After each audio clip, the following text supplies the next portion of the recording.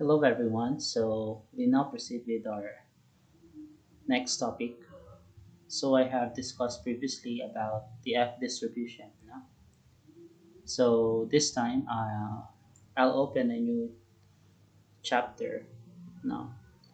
So which is chapter 5 concerning tests of hypothesis. No? Okay. So before I proceed with hypothesis, no? So here's the description of the chapter. No? So this chapter deals with tests of hypotheses concerning parameter or parameters, with statistic having a normal distribution, a t-distribution, a chi-square distribution, or an f-distribution. So in chapter 4, I have introduced to you the different kinds of sampling distributions, no? Such as the normal distribution, the t-distribution, the chi-square distribution, and an f-distribution. No? So in this case, we're going to talk about hypotheses, no? Hypotheses concerning parameter or parameters, no? Testing of hypotheses concerning parameter or parameters. Okay, so when we talk about parameter, okay, I'm referring to the characteristic of the population that we will consider, no? So the characteristic of a parameter that we will consider. For instance, in my previous example in chapter 4, I have introduced to you about the research topic, no? The research topic concerning sensitivity of sensitivity of electricity meters. Okay, electricity meters an ambient an ambient temperature, no, of 40 degrees Celsius. So this is the research topic, no? So sensitivity of electricity meters at an ambient temperature of 40 degrees Celsius. So as you notice, we have here parameter. So in here, it refers to the characteristic of the population. Okay, so our population here is the electricity meters at a certain electric utility. No, the electricity meters at an electric utility, that is our parameter. Sorry, that is our population. And in here, we have the characteristic. Sensitivity is the characteristic, no, of a population.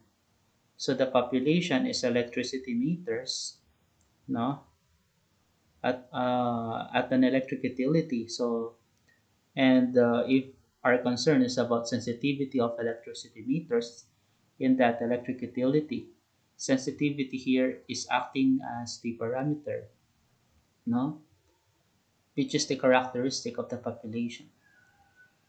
And then I have also introduced to you a statistic in chapter 4. This is the characteristic of a sample taken from a population. So we take a random sample from a population, let's say population of electricity meters. From that population, let's say we take 6 meters. So taking 6 meters, we will have data, no? We'll have data regarding sensitivity of electricity meters. And that sensitivity is actually the statistic, no? Is actually the statistic, okay? The sensitivity of the electricity meters, okay? Let's say the average sensitivity, the average sensitivity of those 6 meters is what we call as the statistic now, no? and we will compare that to the parameter. No, statistic will be compared to the parameter. Okay, so that is our goal, no, for chapter 5. Okay, we will compare the statistic value that we will obtain from the random sample, okay, to the parameter of the population. Okay, so let's now continue. So we have here, after completing the chapter, you are expected to solve some problems for test of hypothesis concerning a parameter with the statistic having a normal distribution, a t-distribution, or a chi-square distribution. Second, solve some problems for test of hypothesis concerning the difference between two parameters with statistic having a normal distribution or a t-distribution. Third, solve some problems for test of hypothesis concerning ratio of two parameters equal to 1 with statistic having a NAP distribution. Okay, so those are the objectives. Okay, so at the end of the chapter,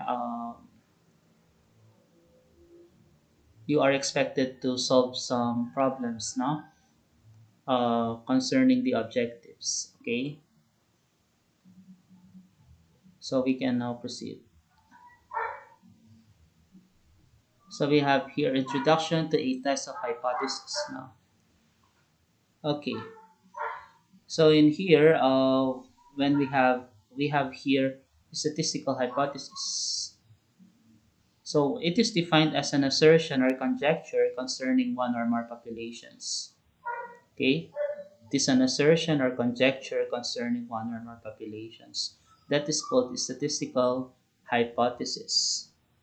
So when we talk about assertion, it's a claim about a population. Okay, so the claim is, let's say, in my research topic, sensitivity of electricity meters at an ambient temperature of 40 degrees Celsius. Let's say my claim is the sensitivity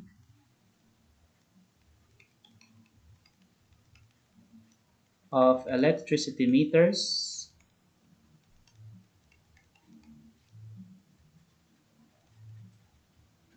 at an ambient temperature of 40 degrees Celsius is 10%. So that's the claim, 10%. So that's the assertion. Okay, so now this claim will be tested. No, we will test the claim whether we will reject it or we will not reject it, depending on our analysis of data. No, the result of the analysis of data, no, will be obtained so that we can able to decide whether to reject or not our hypothesis. Okay, so take note, we have here conjecture. When we talk about conjecture, it is a conclusion about the population. Conclusion about the population. That conclusion concerning that population, okay, is can be right or wrong. So a conjecture is a conclusion that can be right or wrong, in short. No, because we only consider sample and not the population. So there is a chance that we will have an incorrect decision. No, there's a chance that we will have an incorrect decision or wrong decision because we only consider the sample. We did not consider the population. Okay, so So there's a chance to commit a mistake, but that's okay. In research, that happens, no? So for as long as you have the data, whether you have a wrong conclusion or a right conclusion, it's okay. For as long as you have the data, and the process of analyzing the data is right or wrong, is correct, no? So no need to worry about that, no? So this is our claim, and we will test this hypothesis now. Okay, so there are different methods on how to test the hypothesis. Okay, so I will introduce those in the near future. No, okay,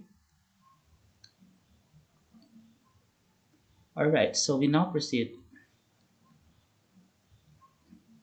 So there are two kinds of hypothesis. No, the null and the alternative. So when we talk about null hypothesis, okay, this refers to the hypothesis we wish to test. Okay, and is denoted by h sub o or h sub 0. So we are to test this null hypothesis. No? Okay, so it refers to any hypothesis we wish to test and is denoted by h sub o. So in my previous example, we will test the claim that the sensitivity of electricity meters at an ambient temperature of 40 degrees Celsius is 10%. Okay, we're gonna test that. So that is our null hypothesis now. That is denoted by h sub 0. However, for the alternative hypothesis, okay, this refers to any hypothesis that rejects the null hypothesis h sub 0, which is denoted by h sub 1 or h sub a. No? So that is our alternative hypothesis. Okay, I repeat, it refers to any hypothesis that rejects the null hypothesis. Okay, which is denoted by h sub 1 or h sub a. So oftentimes, so when we have alternative hypothesis, we use the greater than symbol, less than symbol, okay, or not equal symbol, okay, in constructing our alternative hypothesis. Okay, so we will now continue.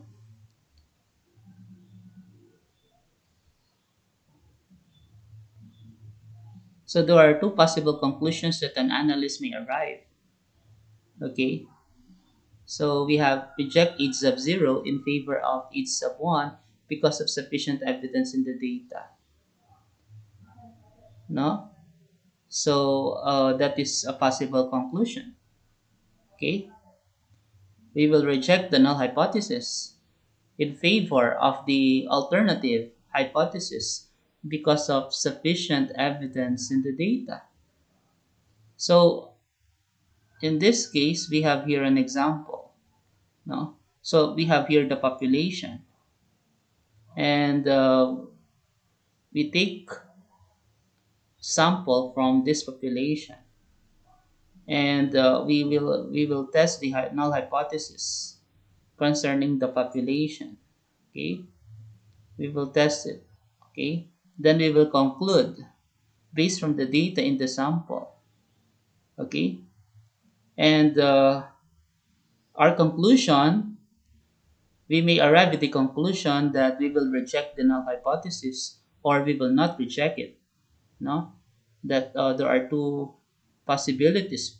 No, there are two possible conclusions. So do not reject h sub 0, reject h sub 0 in short. Okay, when we talk about reject h sub 0, okay, uh, the null hypothesis is refuted. No, So because of sufficient evidence in the data. Okay. So fail to reject H sub 0. So do not reject H sub 0 because of insufficient evidence in the data. Okay.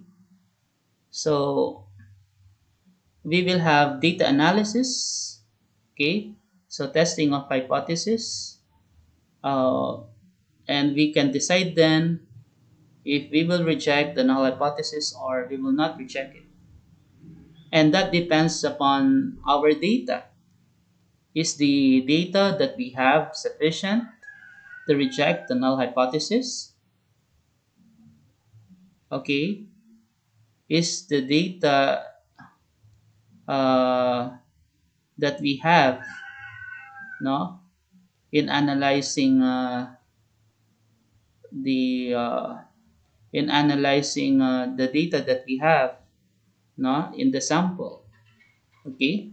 So we have, if in our analysis there is insufficient evidence, no, so we will not reject the null hypothesis. Okay. And then note the following: rejection of the null hypothesis when it is true is called a type 1 error. Okay.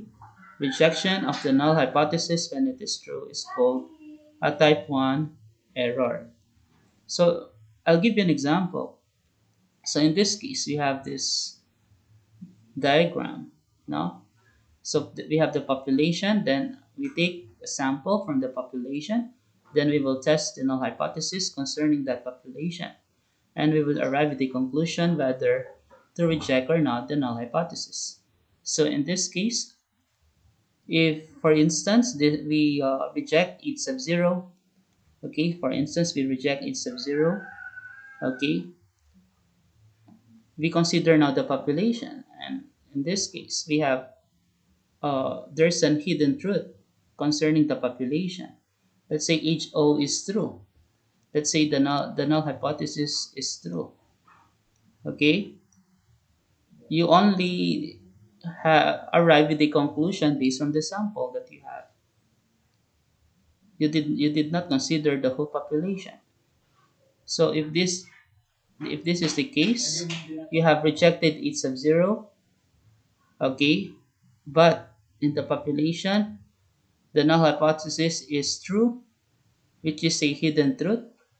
Okay, so therefore you committed a type 1 error. No, so that is called a type 1 error. So I repeat, rejection of the null hypothesis H sub 0 when it is true is called a type 1 error. So we now proceed. So the non-rejection of the null hypothesis when it is false is called a type 2 error. Now, so this is my example. So in this conclusion, we have this conclusion: do not reject the null hypothesis H sub 0. However, in the population, the null hypothesis is false, but you have arrived at the conclusion not to reject the null hypothesis. Okay, therefore you have committed a type 2 error. Okay, so with that, we now proceed with our these possible situations for testing a statistical hypothesis. So do not reject H sub 0 when HO is true is a correct decision. Do not reject H sub 0 when HO is false is a type 2 error. Reject H sub 0 when HO is true is a type 1 error. Reject H sub 0 when HO is false is a correct decision. Now, take note of the following. The probability of committing a type 1 error is also called the level of significance, denoted by alpha. Okay, denoted by the Greek letter alpha. And the level of significance is sometimes called the size of the test. Okay, so this is also called the size of the test. No? So the probability of committing a type 2 error denoted by beta, no?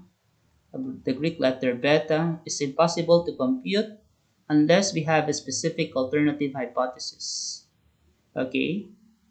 So when we talk about specific alternative hypothesis, it should be exact.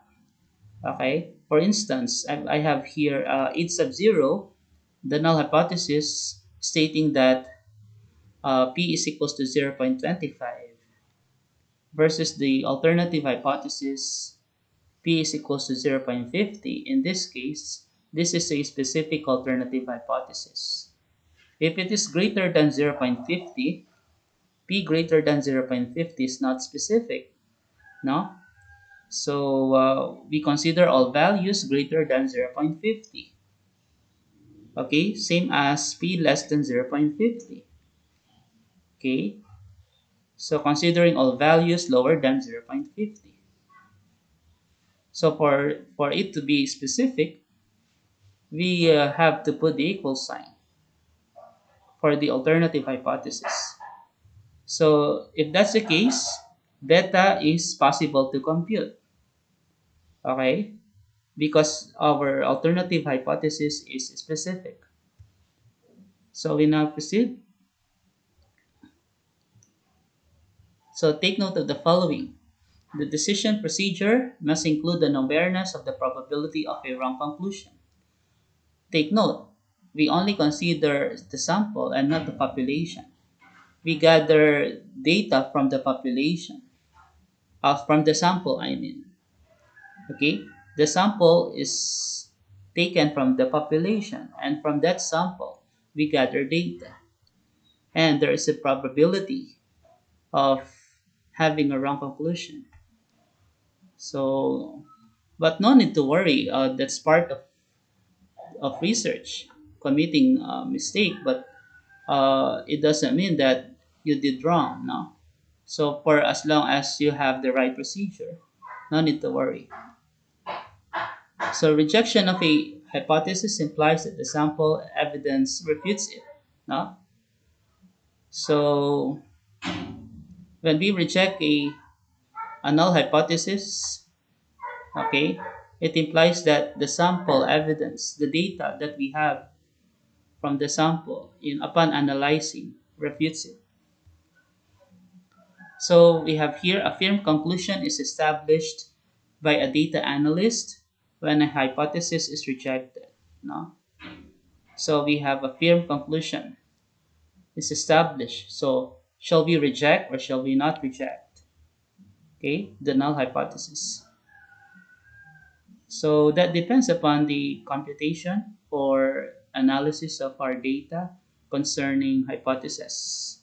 Okay, so again, I repeat, a firm conclusion, whether to reject or not the hypothesis, the null hypothesis in particular, okay, by a data analyst when a hypothesis is rejected.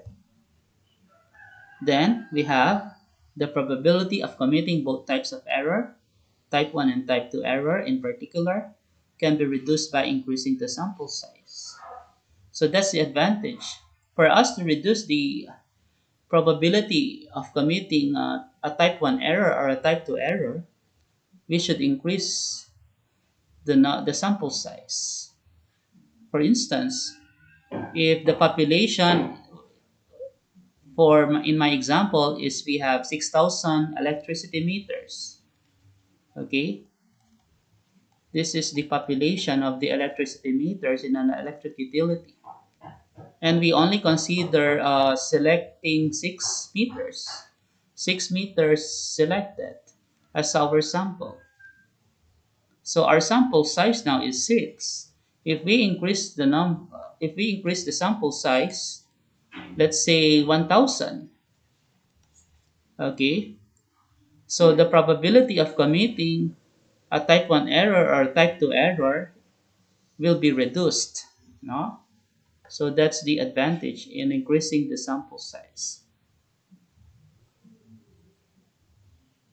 All right, so we have here one field test. Now, So a test of any statistical hypothesis where the alternative is one-sided, such as we have h sub 0, theta is equals to theta sub 0, h sub 1, which is the alternative, theta greater than theta sub 0, or perhaps h sub 0, we have theta equals to theta sub 0, h sub 1 theta less than theta sub 0 is called a one-tailed test. Okay, so here's the hint on how to identify whether it is one-tailed test or two-tailed test. Okay, as you notice, we have the greater than symbol, theta greater than theta sub 0. As you notice, it is unidirectional. Okay, it points in one direction. Okay, all numbers greater than theta sub 0. That's why it's a one-tailed test. So in here we have theta less than theta sub 0, all numbers less than theta sub 0. Okay, so that is this test now is called the one-tailed test. So we can now proceed. No? So we have two-tailed tests for a test of any statistical hypothesis where the alternative is two-sided, such as h sub 0 theta equals to theta sub 0, h sub 1 theta is not equals to theta sub 0, is called a two-tailed test. Okay? So as you notice, we have here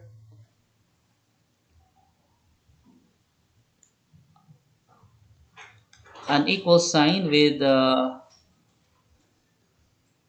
okay, with the slash denoting that it is not equal. Okay, so this denotes that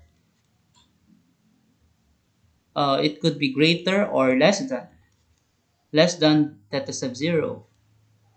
No, so greater than or less than theta sub 0.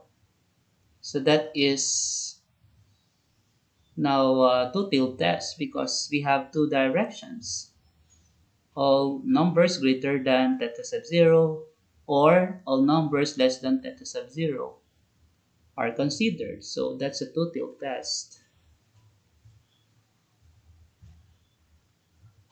So approach to hypothesis testing with fixed probability of type 1 error. Okay, so state the null hypothesis.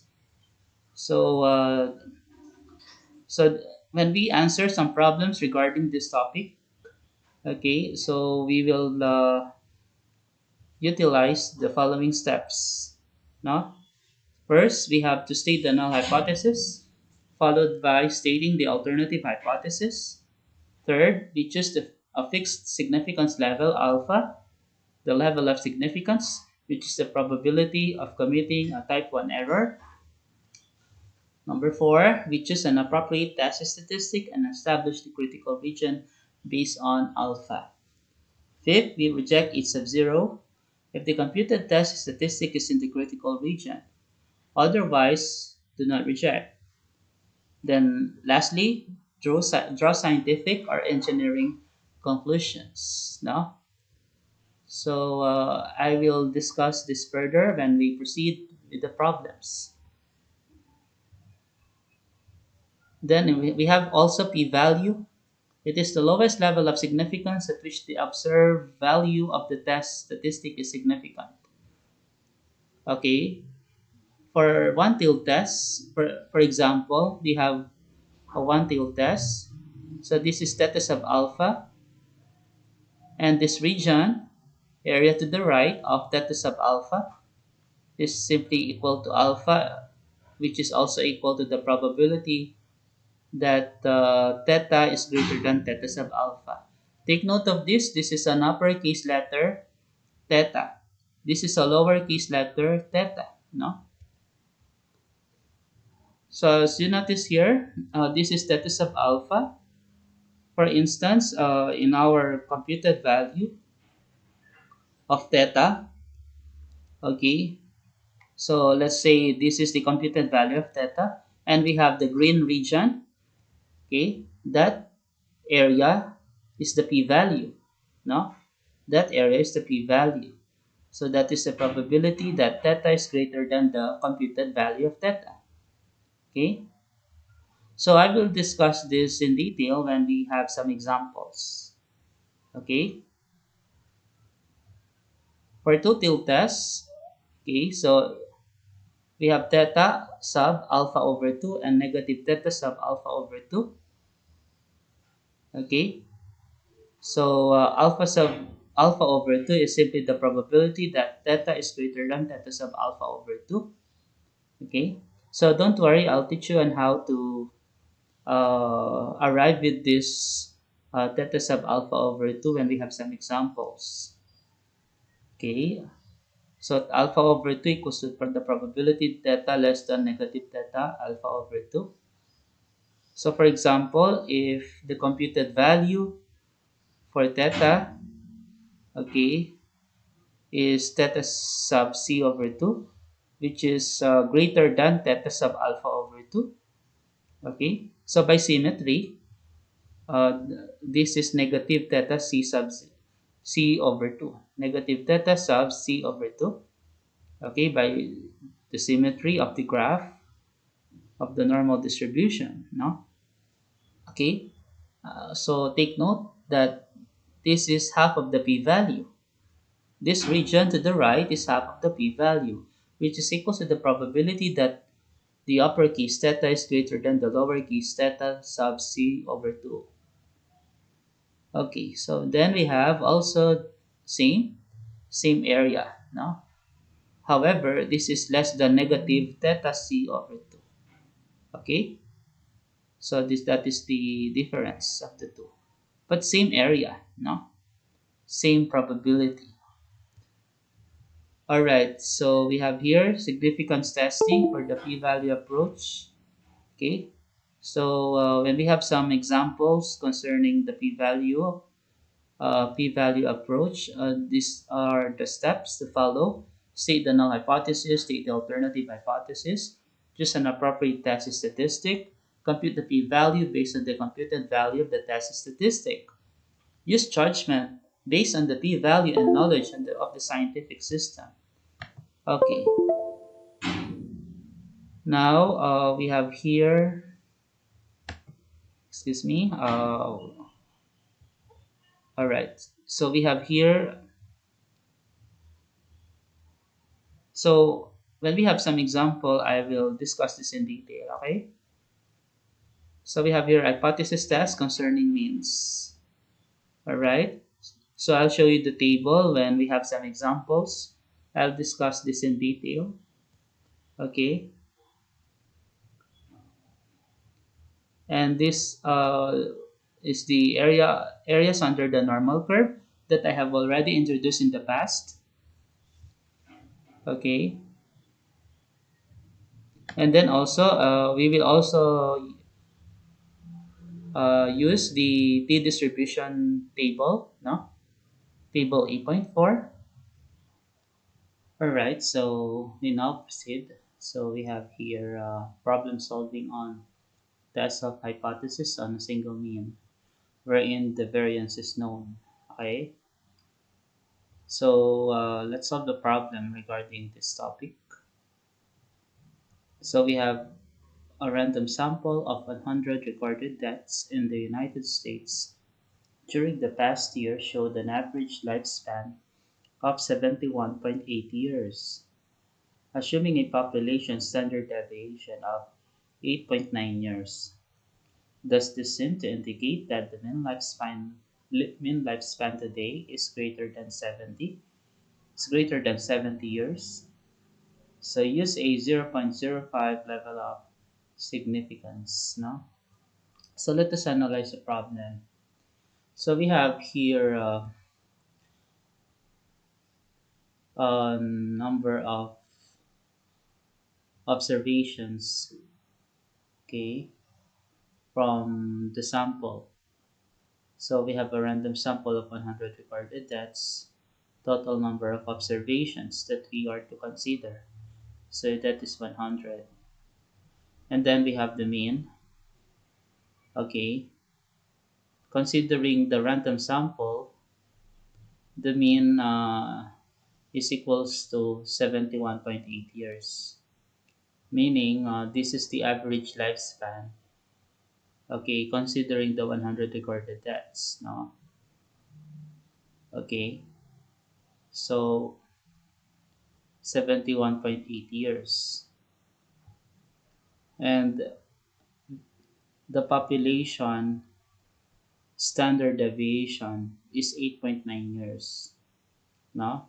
So meaning this is the standard deviation of the population denoted by sigma, no? That is 8.9 years. So does this seem to indicate that the mean lifespan today is greater than 70 years? Okay, so we are to test whether the mean lifespan today is equal to 70 years or greater, no? So we are to test the null hypothesis here. So what will be our null hypothesis here? The mean lifespan today is 70 years. No? That is our null hypothesis. No? So that is a statement, that is the assertion or conjecture that we have to test. Okay? So we will use a 0.05 level of significance. Okay, so alpha is equals to 0.05. Okay, so take note that 0.05 is the probability of committing a type 1 error. No? So this is the probability of committing a type 1 error, meaning there's a 5% chance that we will reject the null hypothesis. Okay, considering the population parameter is true, no? So that is a probability which is 5%. So 0.05 is the probability that we will reject the null hypothesis. Okay, considering that the parameter of the population is true. Okay, so in this case, we are to continue our discussion. So first thing to do, we have to state the null hypothesis. Okay, so in here, as you notice, we have h sub o. This is the notation for the null hypothesis. And we have the symbol mu. Okay, this is the parameter of the population, which is the number of the mean lifespan of people in the United States. Let's see. 100 random sample of 100 recorded deaths in the United States during the past year. So our population here is deaths in the United States. Recorded deaths in the United States last year, during the past year. Okay? And in this study, okay, they have 100 recorded deaths as the sample, representing the population. And from that 100 recorded deaths, the mean lifespan obtained is 71.8 years. However, there is a claim that um, the mean lifespan of the population is 70 years. No? The mean lifespan of the population is 70 years because this is the hint. Does this seem to indicate that the mean lifespan today is greater than 70 years? Okay, so meaning what is believed to be true is that the mean lifespan of the population of the recorded deaths in the United States is equals to 70 years. Okay? Now, from the 100 recorded deaths, the mean lifespan or the average lifespan obtained is only 71.8 years, which is higher than 70 years. Is that significant? Is this value significant, 71.8 years? So that we can able to reject the claim that the mean lifespan of the recorded deaths in the United States during the past year is 70 years. So we'll verify. Okay? So we will analyze the data that we have. So let's see. Alright. So we have here. So this is the claim. Okay. The mean lifespan of the recorded deaths in the United States in the past year is 70 years. That's the null. So we are to test the null hypothesis. Second step is we are to construct the alternative hypothesis. So how did we arrive with this mu if greater than 70 years? Let's go back to the previous slide. So as you notice here, there's a question. Does this seem to indicate that the mean lifespan today is greater than 70 years? So that's the hint. That's the alternative hypothesis. Greater than 70 years. So the mean lifespan today is greater than 70 years. Okay? So we have X bar. Okay? So that is 71.8 years. And as you notice, mean lifespan today. Okay, so that is the population, the mean lifespan of the population, which is the total recorded deaths in the United States. Okay, so is greater than 70 years. So mu greater than 70 years. Okay, so that will now be our alternative hypothesis. Okay, so we have that mu greater than 70 years. Next, as mentioned in the previous slide, the level of significance is 0.05. Okay, so this is the probability of committing a type 1 error. Okay, so after uh,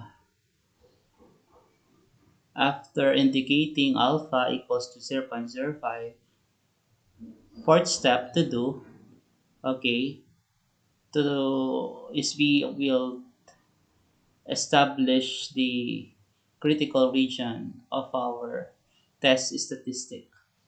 Okay, we will establish the critical region of our test statistic. Okay, so as you notice here, this is the test statistic we have. Mu, x bar equals 71.8 years. This is our test statistic. Okay, meaning we are to test this statistic, x bar of 71.8 years. Is this value significant for us to reject that the mean lifespan is equals to 70 years in the United States? Okay, that is the question there. So, shall we reject or not?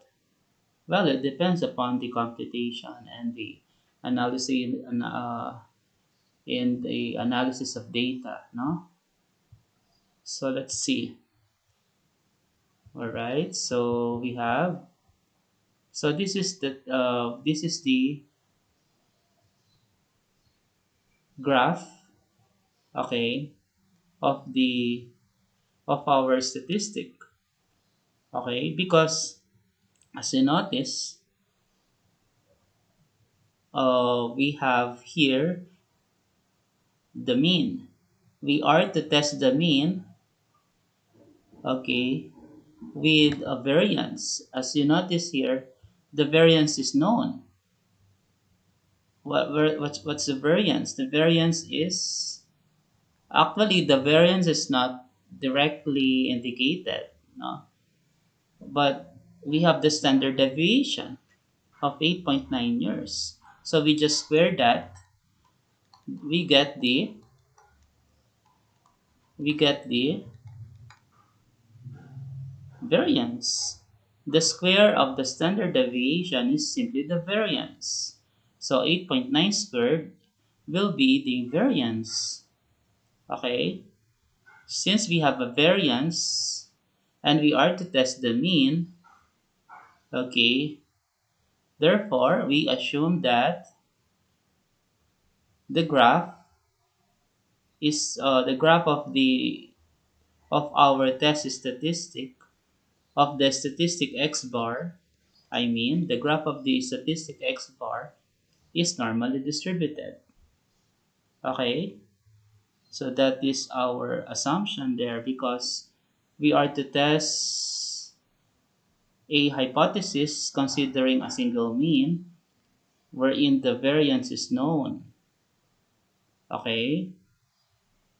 So that will be our hint. Okay? That will be our hint to have this distribution, which is the normal distribution. All right, so to understand better, let me show you the table. So as you notice, this is the null hypothesis. Okay, mu equals to mu sub o. So in this case, mu sub o is 70 years, right?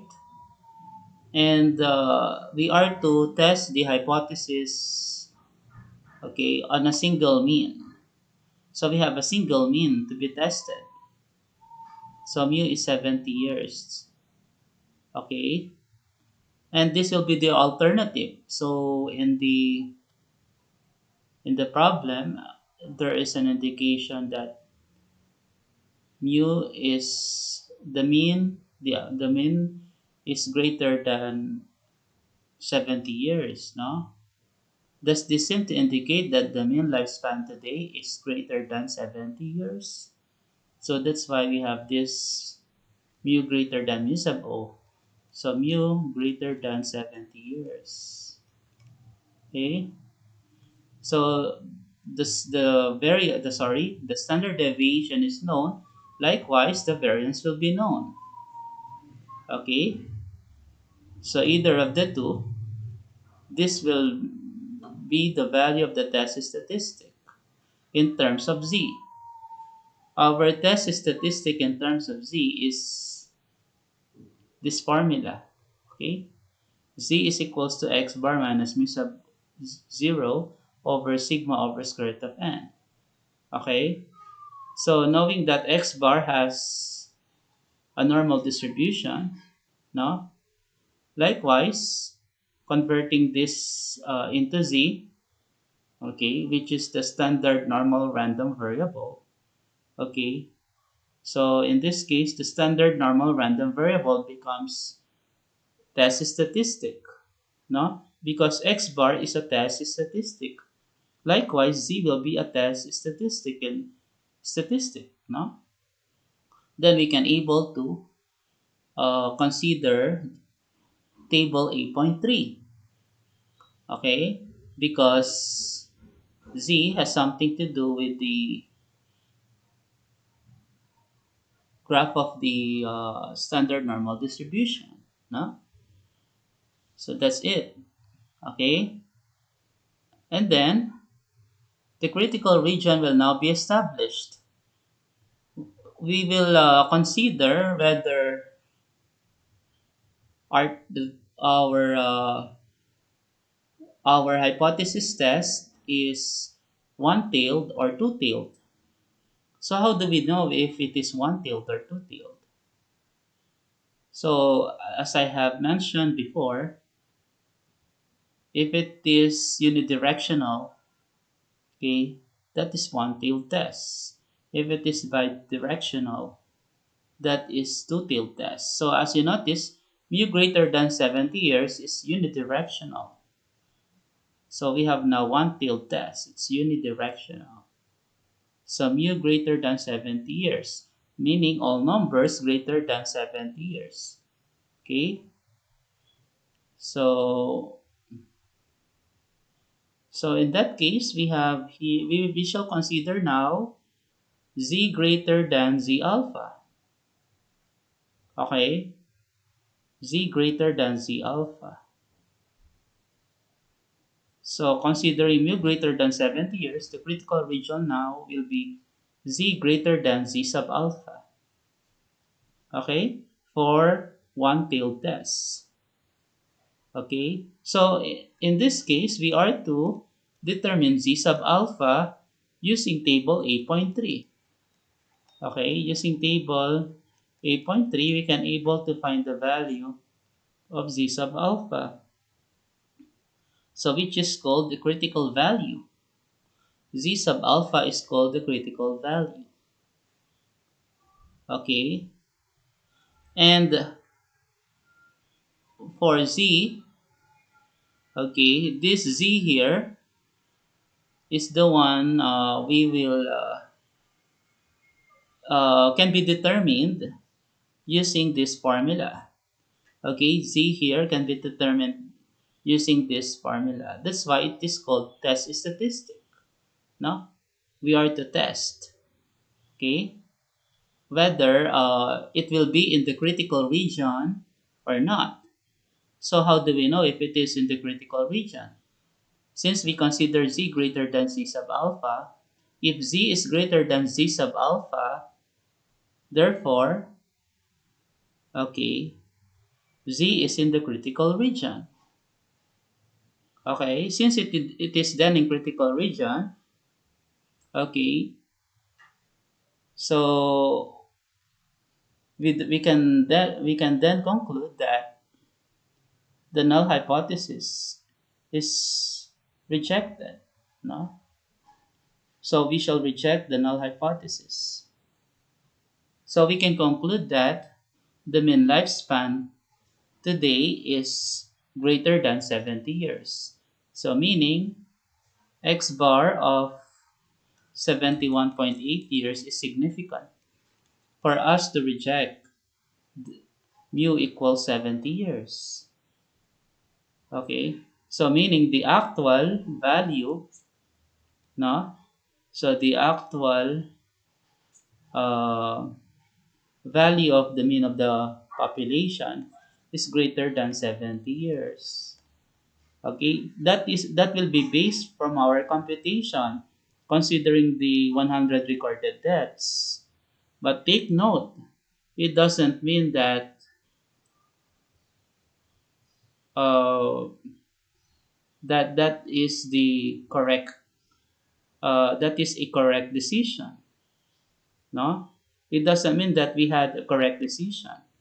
Because take note, we only consider 100 recorded deaths and not the whole population of those 100 recorded deaths. So there is still a possibility that we will arrive with the wrong decision. So that is part of research. It doesn't matter whether you you made the wrong decision. So what is important is the basis of that decision is correct. It should be correct. Okay, and so that it will be valid. No? So we can proceed now. All right, so let's go back to here my presentation, the problem. So let's have the test statistic and the critical region.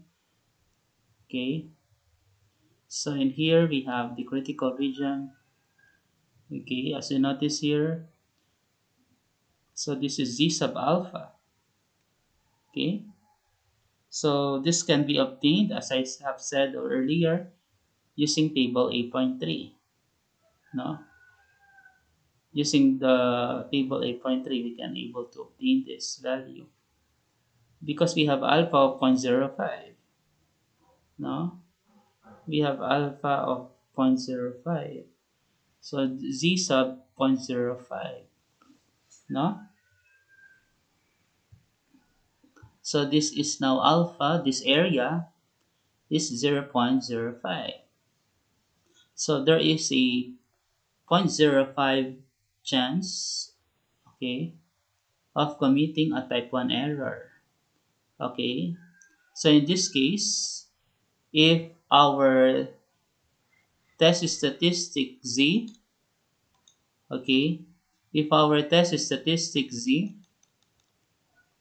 is beyond z sub alpha, if it is greater than z sub alpha, so therefore we shall reject the null hypothesis.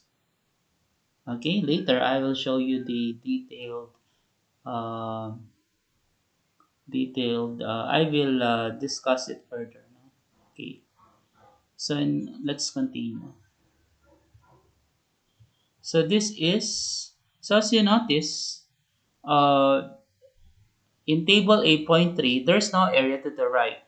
It's always area to the left in finding the value of z. Okay, in finding the value of z, it's always area to the left. Is so it's area to the left is considered. No, so therefore we have to adjust. So this is alpha equals to 0.05. This is 1 minus alpha equals now to 0.95. Okay, this region is 0.95.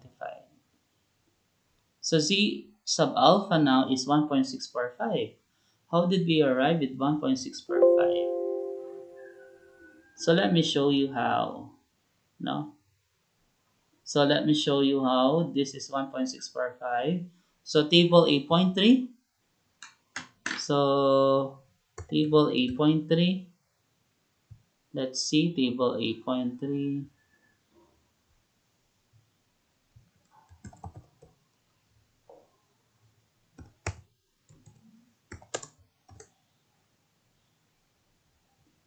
Table 8.3. Okay.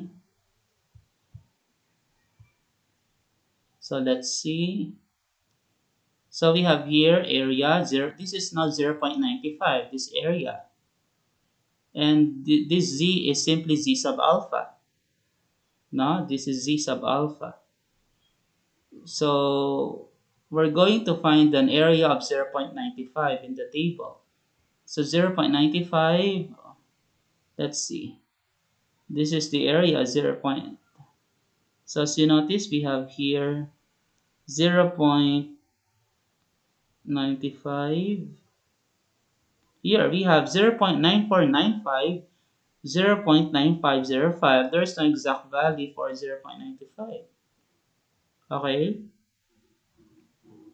So 0.9495 and it is between 0.9495 and 0.9505, the value of z.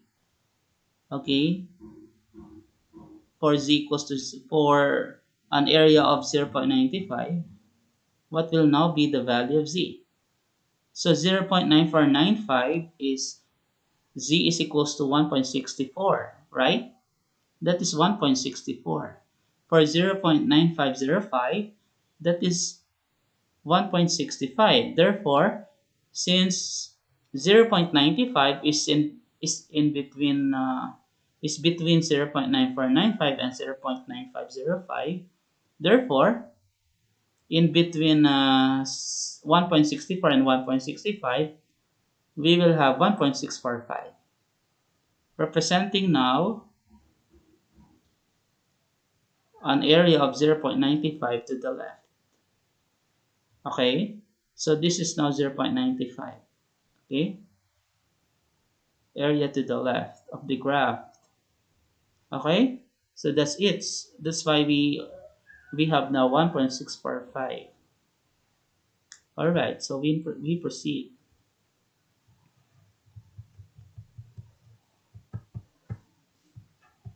So the test statistic here is z.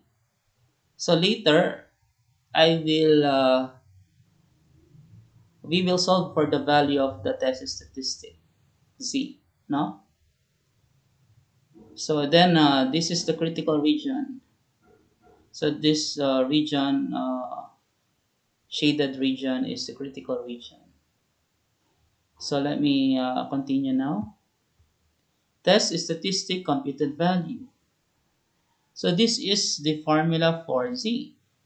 How did we know this? So we have that formula considering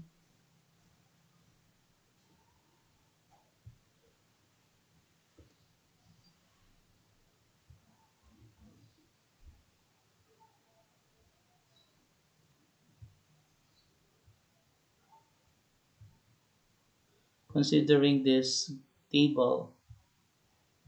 Okay, here considering this table, the formula for z is equals to x bar minus mu sub o over sigma over square root of n.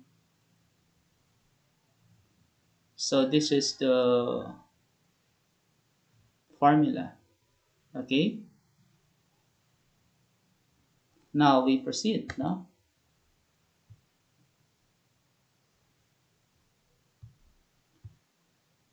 So we have that. So we have x bar is 71.8 years. U sub 0 is 70 years. Okay.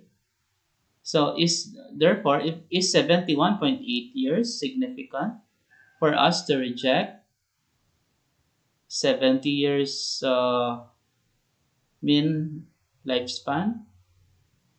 Okay. So for us to reject the mean lifespan of 70 years. Okay, we will verify.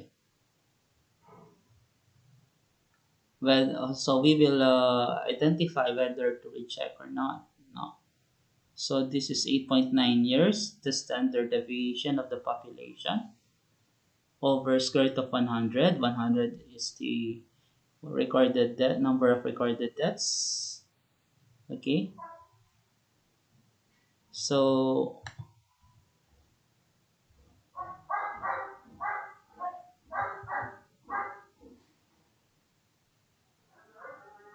as you notice here, okay, so we have 100 recorded deaths, which is n. We have average lifespan. This is x bar. Okay, this is mu sub 0.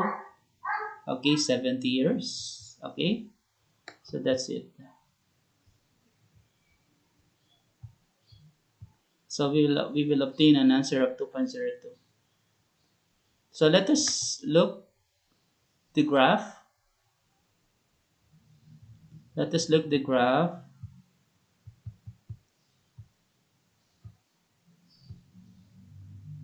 So we have 2.02, and we know that this is 1.645.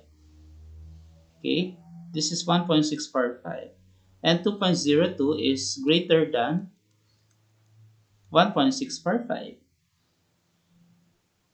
So the test statistic is in the critical region because it is greater than 1.645. Therefore, we shall reject the null hypothesis. We shall reject that the mean lifespan is equal to 70 years. Okay?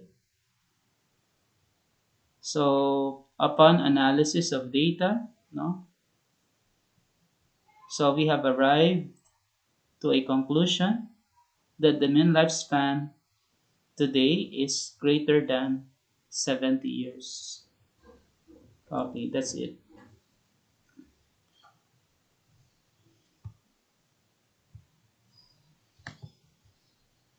All right, so we proceed. Since the computed value z equals to 2.02 is greater than z equals to 1.645, therefore null hypothesis is rejected. Thus, the mean lifespan in US is significantly greater than 70 years. Okay, that's it. So we have the second problem. So we have the second problem. A manufacturer of sports equipment has developed a new synthetic fishing line that the company claims has a mean breaking strength of 8 kilograms with a standard deviation of zero point 0.5 kilogram. Test the hypothesis that mu is equals to 8 kilograms against the alternative that mu is not equal to 8 kilograms if a random sample of 50 lines is tested and found to have a mean breaking strength of 7.8 kilograms. Use a zero point zero 0.01 level of significance. So let's see. So the claim is mu is equals to 8 kilograms. Okay, we are to test the hypothesis that mu equals to 8 kilograms. The standard deviation is given 0.5 kilogram. Okay, so okay, the number of observations in the sample is given 50. Okay, so if a random sample of 50 lines, so we have 50, n equals to 50. So those 50 lines are tested. Then we have here the mean, the sample mean. Okay, the mean of those 50 lines is obtained. The data now is 7.8 kilograms. Okay, so this is the mean breaking strength of those 50 lines. We are to test the claim that mu equals to 8 kilogram. No? The mean breaking strength, okay, of the population is 8 kilograms. At alpha equals 0.01 level of significance. Okay, so let's see.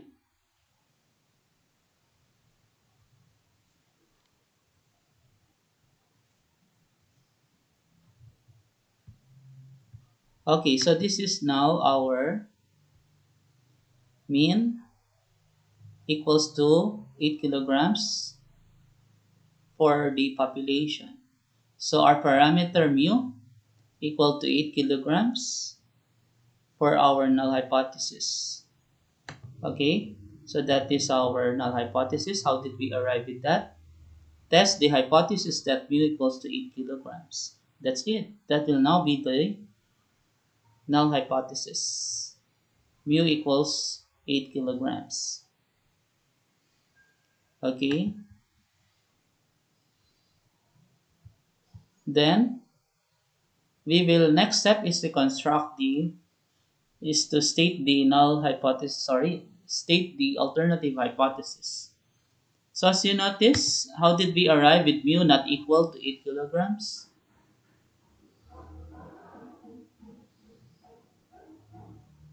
So let's see. Against the alternative that mu is not equal to 8 kilograms. Okay, so that will be our alternative hypothesis, H sub 1. Then the level of significance, as stated in the problem, is equals to 0.01. Then we will establish the critical region.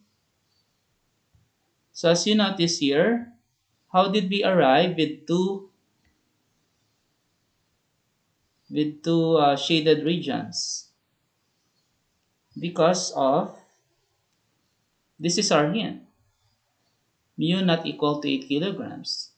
So meaning, two-tailed test. Okay?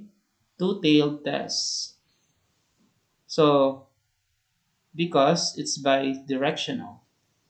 So mu can be greater than 8 kilograms or mu can be less than 8 kilograms because of the not equal sign. Okay? So that's why we have two shaded regions as our critical regions. Okay? And as you notice, uh, this is the critical value of z. Okay? Beyond this value, we shall reject the null hypothesis. Likewise, region to the left of negative z sub alpha over 2 no, is also a critical region. And if the value of z, which is the test statistic, is below or less than negative z sub alpha over 2, again, we shall reject the null hypothesis. Okay? So in this case, take note that this area of the region, of the shaded region, is equals to alpha over 2. So this is 0.01 divided by 2, we get 0.005. Okay, so this area is 0.005 square unit. Likewise, the area to the left is also 0.005 because of the symmetry. So this value can be obtained using table 8.3. Okay, using table 8.3. So, question, how did we arrive at this graph with this critical region? What is our hint? So our hint is this. So we have here 8 kilogram. We have here test of a single mean, right? Mu equals 8 kilograms with with standard deviation given, that is 0.5 kilogram. Okay, that is 0.5 kilogram. So that's why we have that graph, which is standard normal distribution graph. So then we shall employ,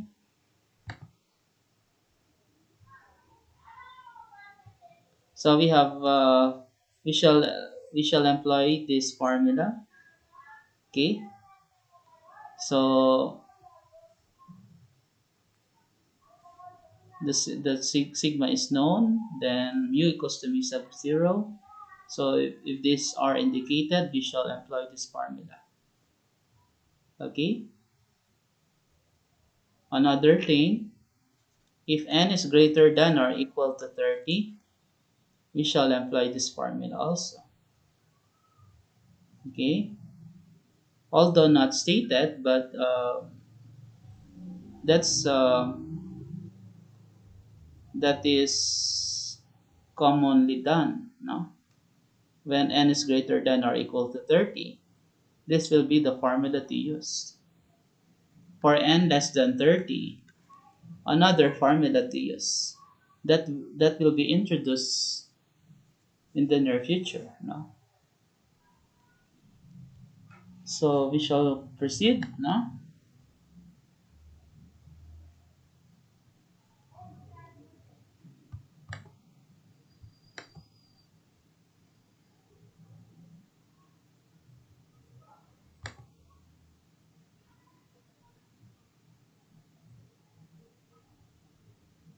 All right. So now, how did we arrive with negative 2.575? So likewise, if this is negative 2.575, this will be 2.575. Okay. because of the symmetry of the graph. No? So let me show you how. So we shall let's locate let us find 0.005 area in the table 8.3. 0.005, 0.005.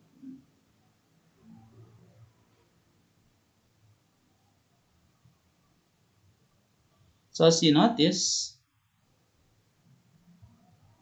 0.005, there's no exact value of z for 0.005. What we have is 0.051 with z value equals to negative 2.57. Okay, negative 2.57. For 0.0049, z value of negative 2.58. So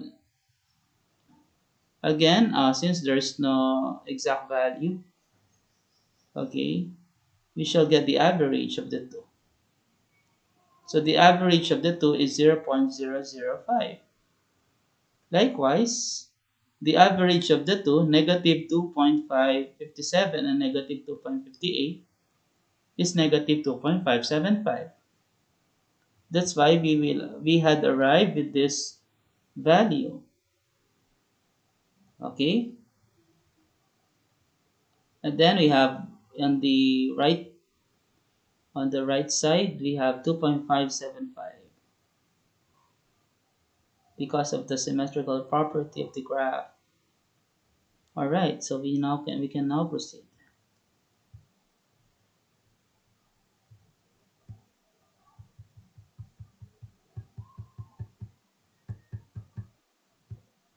So we have the test statistic computed value. So this is the formula, okay? X bar minus mu sub 0 over sigma over square root of n. Again, I repeat, we arrive with that formula because of this one. Mu equals mu sub o given, sigma known, okay? Therefore, this will be the value z, value of the test statistic z. Now this will be the formula.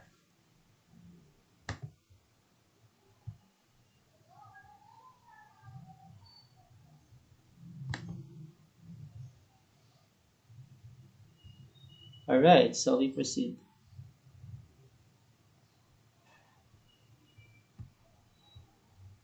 So we have 7.8. What is this 7.8? 7.8 kilograms. So that is 7.8 kilograms. The breaking strength, mean breaking strength, 7.8 kilograms. So this is the mean breaking strength considering 50 fishing lines. Considering 50 fishing lines as the sample, the mean breaking strength is 7.8 kilograms. Considering the population, okay, that is believed to be true, it is 8 kilograms. Okay, is 7.8 kilograms significant for us to reject 8 kilograms, which is the mean breaking strength of the population that is believed to be true. Okay? Okay, so, well, it depends on the computation, no? So let's see. So sigma, the standard deviation of the population is 0.5. Then as you notice, n is greater than 30. Okay, so we have here 50. Okay, so therefore we can use z-test. This is z-test actually. No? What we are performing is z-test. Okay? So if n is greater than or equal to 30, we're going to have z. No? So we have z-test.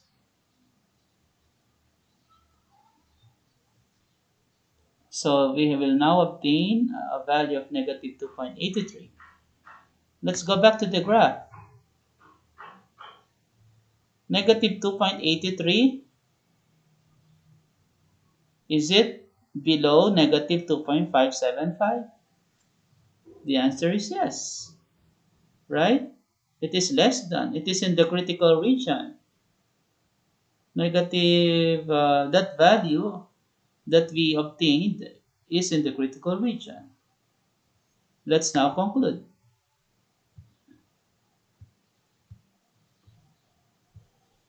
Since the computed value z is less than negative 2.575, therefore null hypothesis is rejected. Thus, the mean breaking strength of the new synthetic fishing line, okay, that is the population, okay, is not equal to 8 kilograms. Okay, is not equal to 8 kilograms. That will now be the conclusion. All right. Okay.